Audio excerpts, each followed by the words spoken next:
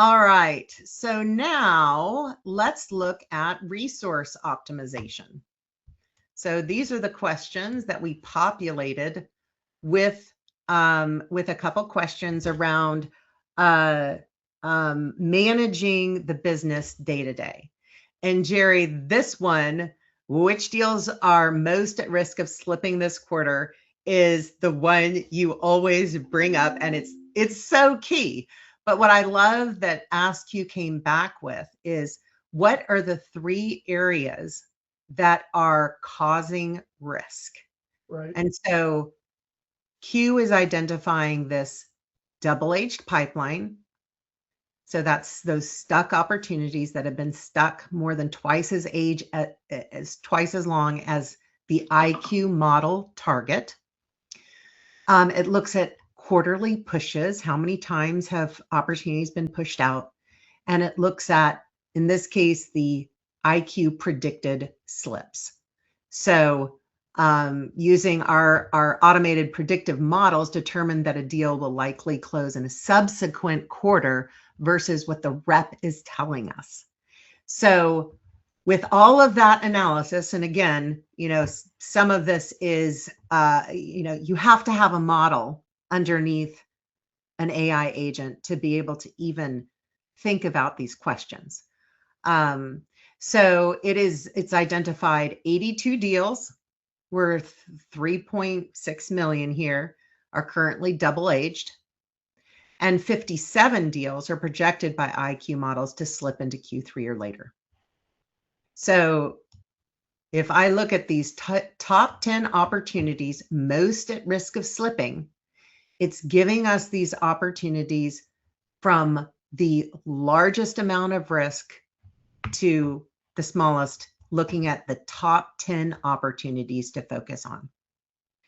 So Jerry, each one of these is going to tell us what opportunity it was. So this would be the actual name of an opportunity. The owner would be the actual sales rep who owns the opportunity, Right. what stage it's in, and then importantly, why is it at risk? Why is Q saying that it's at risk? And that's the key. That's a key part, Dana, is as you look at it, understanding those different reasons and what's it finding, because it's measuring against a lot of things, right? It's the age and stage is one of those things, the number of times that it's pushed, the different pieces of the methodology. Who are you hearing what from? What's your level of engagement with the customer? These different things. And so coming back and giving you an indication of why, so that you can start to dig in and really ask the right questions and build a strategy with the rep to get that back on track. Yep. And the focus, when we talk about productivity and efficiency of the growth engine, being able to use the bandwidth that we have in this priority order is so critical. Right.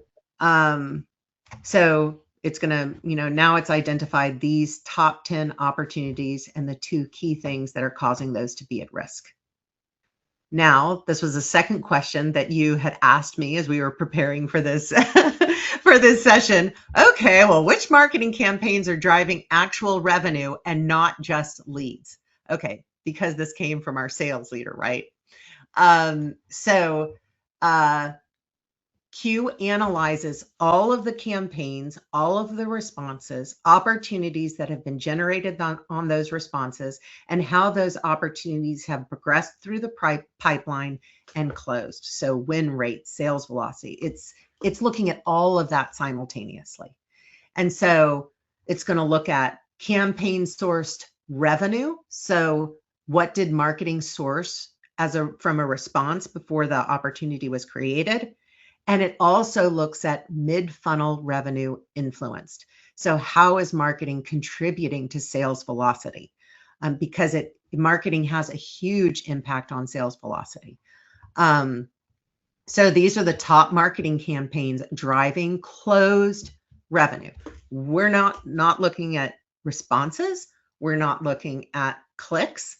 We're not looking at form fills. We're looking at campaigns, what they directly sourced in revenue, what they influenced in the mid funnel, how many responses, and this key insight, which I love, right? This is your highest performing campaign overall, demonstrating exceptional ability to both generate original opportunities and support deals during late stage negotiation.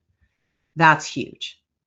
And then it's likewise going to go through a set of campaigns and tell you this is where you need to focus your marketing spend to have greater impact on pipeline building, pipeline influence, pipeline velocity influence, and ultimately closed bookings and accelerated growth.